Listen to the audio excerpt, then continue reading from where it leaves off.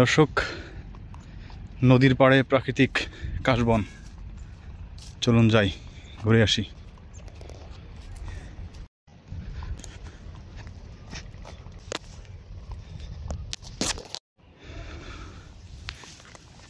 তো প্রাকৃতিক জঙ্গল, বাট বাঘ নাই, বালি আর নদীর পাড়ে কাশবাগান।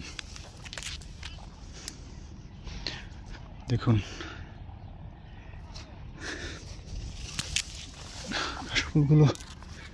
কাশফুলগুলো দেখুন, অসম্ভব সুন্দর। মাশাআল্লাহ, প্রকৃতির কি নিয়ামত। মানুষের কত টাকা খরচ করে গার্ডেনিং করে, বাট এত সুন্দর লাগে না। এটা কত সুন্দর দেখেন। প্রচণ্ড রোদ, ভর দুপুর। সাধারণত বের হতে পারি না, কারণ একটা জব করি, এই জন্য শুক্র শনিবারটা বাইরে বের হই, সুন্দর সুন্দর জায়গা এক্সপ্লোর করার চেষ্টা করি, আর সেটা ক্যামেরাবন্দি করার চেষ্টা করি যাতে করে আপনাদের দেখাতে পারি। দেখুন চমৎকার, আকাশের শুভ্র এবং ক্যামেরার সামনে শুভ্র, দুইটা শুভ্র, বাট চেহারাটা একটু আলাদা, সৌন্দর্যটা দুই রকম। বাট এখানে একই ফ্রেমে দারুণ লাগছে। আচ্ছা, নদীটা দেখাই। এটা নদীর পাড়ে, নদীটা দেখাই। দেখুন এই নদীর পাড়েই প্রাকৃতিক কাশবাগান। ছোট বাচ্চারা ফুটবল খেলার জন্য সামনে যাচ্ছে। মজার ব্যাপার হচ্ছে,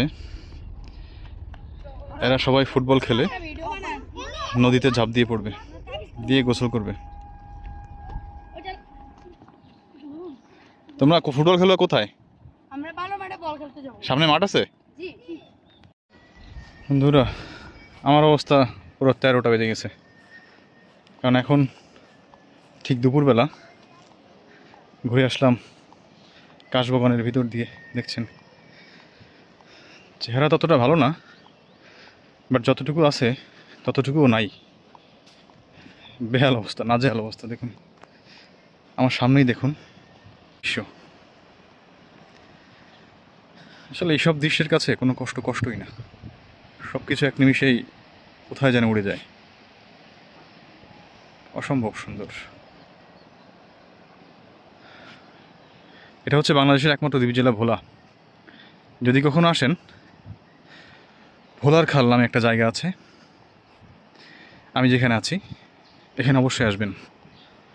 নাহলে ভোলা যদি ভ্রমণ করেন, সেটা পুরোটাই বৃথা হয়ে যাবে। অসম্ভব সুন্দর, মাশাআল্লাহ। দর্শক, আজকে আর বেশি কথা বাড়াবো না। দেখুন, এক নজরে দেখুন, ওই সামনে কিন্তু কাশবাগান আছে, যেটা আপনাদের দেখালাম একটু আগে।